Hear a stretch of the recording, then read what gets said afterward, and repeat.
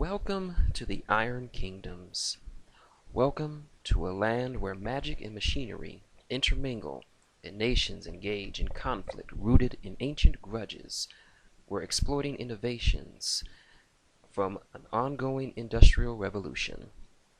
The Iron Kingdoms lie in the heart of western Imarin, which with thriving cities separated by dark wilderness regions that are home to feral beasts, savage tribes, and dangerous cults. To survive, you need brains, brawn, and perhaps a loaded pistol or two. Divided by culture and geography, the people of these nations are diverse, with attitudes and beliefs shaped by thousands of years of rich and bloody history. Not so long ago, the region was subjugated by the Orgoth, terrible invaders from across the seas, who plunged Imarin to a dark age of servitude. Gaining freedom required making use of arcane might and technological invention. The Iron Kingdoms now fight each other for control of their own destinies. The extensive cities grow by the year as people in rural regions abandon the toil of their ancestors to better themselves in soot-cloaked urban centers. The advent of steam power has revolutionized every walk of life. Smoke-belching factories pollute the air and dump alchemic waste into gutters, and many make their living under harsh and cramped conditions.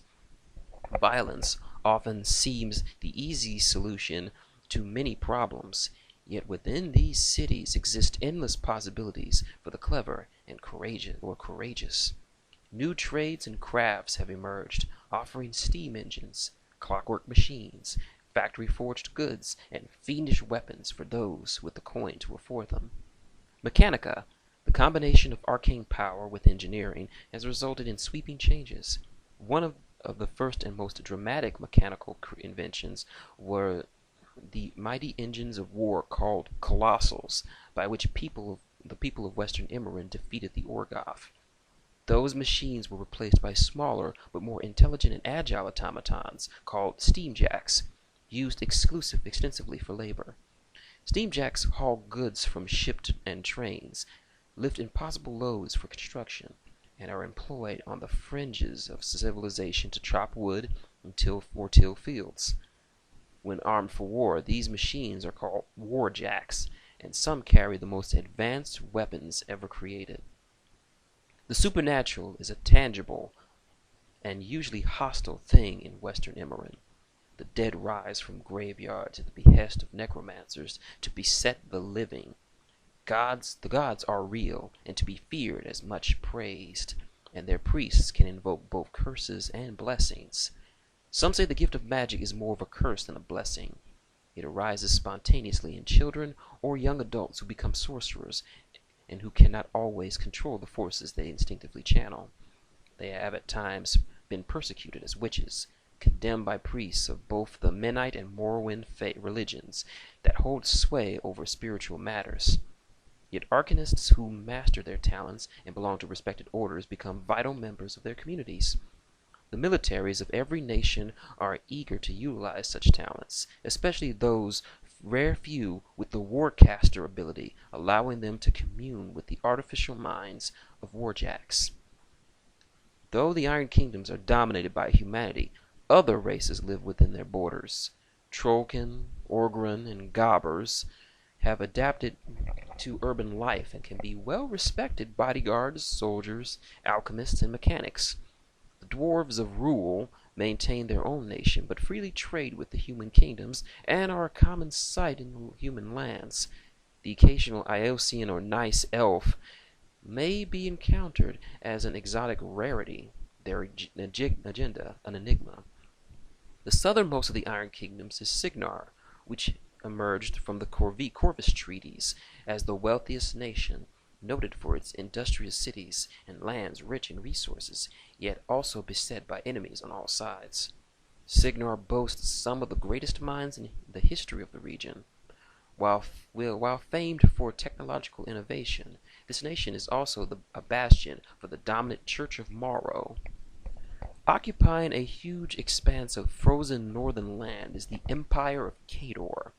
Its citizens are tough, weathered, and proud of their mutual solidarity.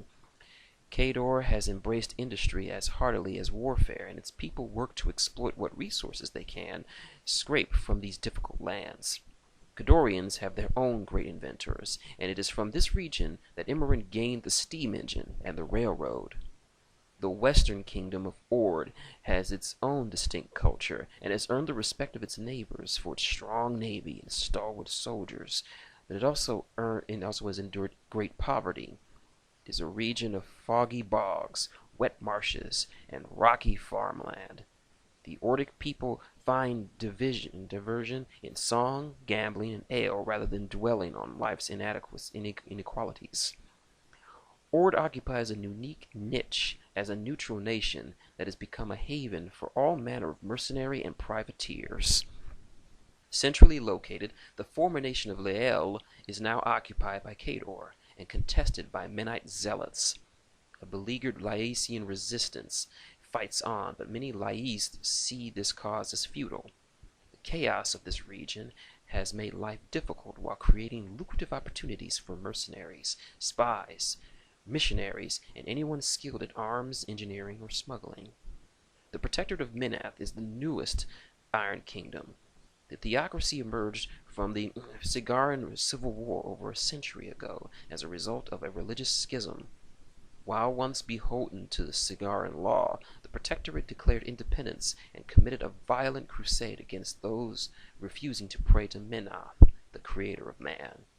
Its priests enforce a strict interpretation of their religion to keep the population in line.